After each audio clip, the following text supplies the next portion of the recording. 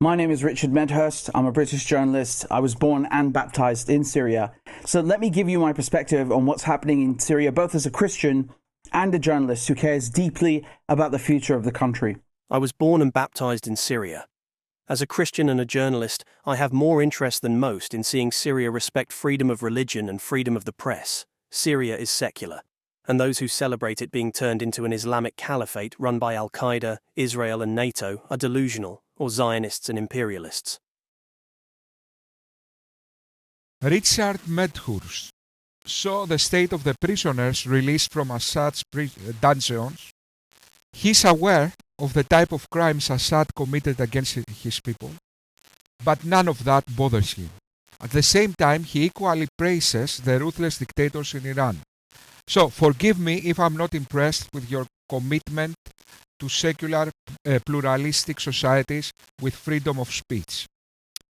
To add to the irony, Richard Medhurst, although he protests about Al-Qaeda type of jihadists taking over Syria, he will happily advocate for Al-Qaeda type of jihadists, like Hamas, to take over Israel. He's a Christian who would like to see jihadists take over the birthplace of Jesus and expel Christians and Jews from the Holy Land, as will surely happen if his allies take over Israel. In reality, of course, Richard Medhurst is a Marxist. Okay, the only thing he cares about is to see the downfall of the West. The resistance was betrayed. From Gaza to Lebanon to Syria, the Axis may be over, but the resistance will remain. The genocidal terror state of Israel is Syria's eternal enemy and will always pose an existential threat. The fight for Syria's soul is not over, nor is the fight against the greater Zionist scourge worldwide. Thank you for those who stood with us. We will never forget your sacrifice. I hope you won't forget about us as the struggle goes into its next phase. Tahia Surya, long live Syria.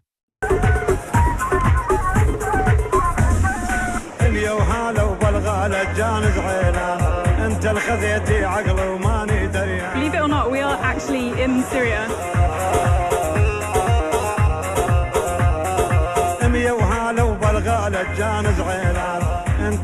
So, this is Syria. This is not what I was expecting from Syria. This is Syria. This is Syria. They want you to support Al-Qaeda here, while they want you to support feminazi woke shitlibs in Iran. Whatever it is, they want you to support regime change and Israel.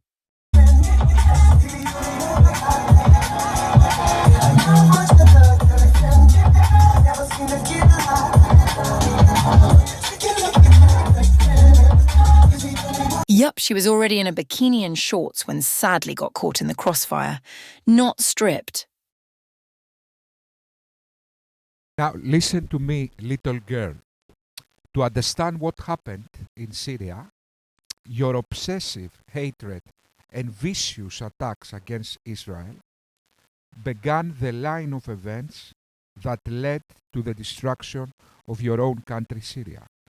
Now you will experience what you wished for the Jewish people. And this time, the West you hate so much is not coming to save you. As for Israelis, we'll continue to enjoy the beach, music, and parties. Okay. Well, there's obviously been some kind of a deal. Some kind of a soft coup, some kind of a backdoor handshake. And the army simply chose not to fight, preserving our cities. And you have some clowns laughing over here. Would you kindly remove them? I don't have a mood for clowning right now. Their triumphalism, their support of Al-Qaeda. Okay, now you have 3 of them. If you would like a discussion with someone from our side of the fence, I would like you to remove everybody that's smiling right now. You can't order that, dude. Yeah, Stop but it. okay. When you try to say those that are my Assad terms. cares for Those are my terms. civilians, Another Girl smiling wasn't emoji exactly from the soft colonel, the clown colonel that supports our. Syrian, just let's let's have a discussion. Major General Al Hassan. Let's have a discussion. Let me have a discussion if possible. Yeah, let's have Syrian Girl finish, and then we can go from there. Let's have Syrian Girl focus on me and all source. And he's one that smiles. It doesn't matter what they smile. What matters is what you're bringing to the discussion. And so James, do you want me to stay? I want you to. Then you give them the order not to smile, or I go. Guys, let's let her finish. That's my terms. Okay, these are my terms. Okay, your terms. Hold on. Thank you, Syria. You can't. I'm not going to put. Today, April 17th, this is Syria's Independence Day, right? So Syria used to be a French mandate, which at the time was, not supposed to be like a colony, but is basically a colony, right? And today is our Independence Day in Syria, April 17th, 1946. And, I want to just remind you, how this came about, because, Syria was under occupation by the Ottomans for around 400 years, okay? And ironically, Syria gained its independence in 1946 from a French mandate after the fall of the Ottoman Empire, and we should all celebrate, according to Richard. Israel gained independence 2 years later in 1948 from an English mandate. Richard doesn't like that. So is settler colonialism. I'm sorry. Fuck Israel. Fuck everything to do with Israel. Fuck Zionism. If you're a Zionist, fuck you too. If your family are Zionist, fuck them too. If your friends are Zionist, fuck them too. Your colleagues in your workplace are Zionist. Guess what? Fuck them too. You are fucking scum. Fuck the West. Fuck Israel. Fuck all these so-called Arab kingdoms. I say, bring it on, Ritzy. If you insist in your uncompromising aggressive narratives, I guess we will meet you on the field. Because, guess what, Ritzy? You are not smart, you are not even brave. You live in the comfort provided to you by the West, and instead of being grateful, you spend your time accusing the people who gave a safe haven to your parents, escaping the terrorists and dictators you are now supporting and praising. You are a living, breathing contradiction, in other words. In the meanwhile, let's see what a fellow pro-Palestinian activist of yours say about the prospect of your struggle. Suddenly, overnight, Netanyahu gets to say, I've saved Israel. Well, he's taking credit for other people's work, but he's saying, I saved Israel. He gets to create a narrative, because to the victor gives the right to create a narrative. He says, because of the damage I did to Hezbollah, because of the damage I did to Iran, this opportunity was created. I saved Israel. And politically, he has saved Israel. He gets to take that credit. He's taking down, Syria. The government takes it. I know there's a couple of videos that show people, we're going to march on to Damascus. They're not going to get anywhere close to Jerusalem or anything else. And Jolani and company aren't going to do that anyways. Their focus is Baghdad. I'm telling you right now that Jolani ain't going to Jerusalem. Jolani's going to Baghdad. That's what I think. So Israel won, and now here's the thing: an Israeli victory with a Biden presidency or a Kamala Harris presidency still would have been a problem. But now, Bibi's strong. He's going to be Trump's best friend. The United States is going to come in, full support for Israel. I thought that Trump would be overseeing Israel on hospice care, that Israel was strategically defeated. I said nobody will invest in this. Trump's going to come in, and again, let's go back to what we talked about. Who betrayed Assad? The Arabs did. The Arabs betrayed Assad. And the people are going to sacrifice. I love somebody behind me with a sword. No, I'm an analyst, guys. This is what analysts do. No one's threatening me. You come up with, but don't talk about your fantasies. Don't talk about your fictional fantasies. Tell me that I'm wrong. You can't. You can't tell me that Israel's stronger today. You may not want Israel to be stronger today, but you can't deny the fact that Israel has flipped the script. Who's going to stand up for Palestine right now? Tell me one nation is going to stand up for Palestine. We know it's not going to be Turkey. So who else is out there? It's not going to be the United States.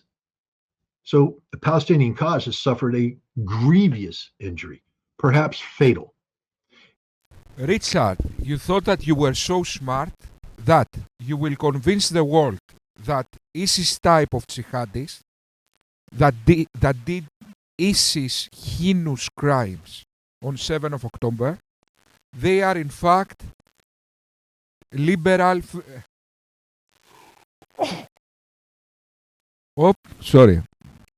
They are in fact liberal freedom fighters. You were that smart, okay? So you gather some radical leftists from universities, some teenagers, some UN left Marxists in the UN. You put 5 poster boys, and you thought that the whole world will suddenly say, we are evil, and the ISIS jihadis are the Nobel freedom fighters, human rights activists. Are you serious, my friend? Who the fuck you thought you were? Not even Einstein steroids would have been able to achieve, to get through this task. You were that smart, eh? 5 jihadis with 3 camels, 5 goats, and 5 AK-47 will defeat all the superpowers of the world. Really. Because you are that noble and that smart. Guys, this was the narrative. If you saw what these guys were saying, it's a sure victory. 1 week ago, this guy who is now describing the truth, he was sure about the inevitable defeat of Israel.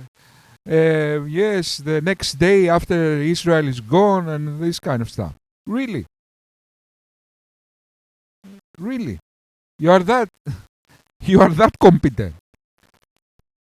So, you meet Richard Medhurst, went to Iran, met with, 5 Iranian officials and 3 goats, and you thought, okay, now it's a done deal. Israel will fall. Look now, you will conquer the birthplace of Jesus. Really? You will conquer the birthplace of Jesus, and we in the West, we will praise you, and because you have some good arguments, we will say, not only you should take the birthplace of Jesus, but we should also accept that we are evil, and we will apologize. Maybe we, get on our knees and do something else before doing that. Richard? Richie? So, you came back to reality, Richie. But, you think that's... but your problems just started. Because now it's not after 9/11, when we gave you a period to evolve a brain, when it was the honeymoon. Now it's the next stage. We will not keep letting you make the world upside down and then giving you a second chance and then again and then again and then again until you make a caliphate. No. You had one chance. Now it's the second time. You had 25 years to evolve a brain. You didn't evolve a brain? Okay. You will see what happens next. Next are the mullahs, in case you are wondering. And look now, what is your problem? Demonstrating how going against Israel and the West, Assad fall. You think Saudis will go on your side now? The kings and princes in Saudi Arabia will go on your side now against the West. No, they won't. Now that they saw the fate. Who will go? Maybe Erdogan. No, Erdogan now is with the West. you have the only ones left on your side for now, until the mullahs fall, is Iran and Pakistan and Afghanistan. That is the three. And you have one more, the D'Artagnan. Who is the D'Artagnan? The Three Musketeers, and D'Artagnan, who is the D'Artagnan? Let me... I don't know, Sudan, or I don't know what's left. In other words, what I'm trying to say is that this war will end radical Islam. Already the jihadists, imagine, the ISIS, Al-Qaeda jihadists in Syria,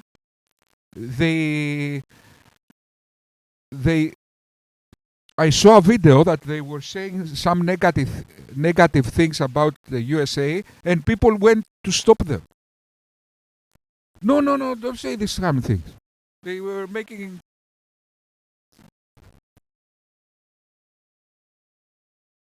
Okay. Now the people there hear West and go to hide.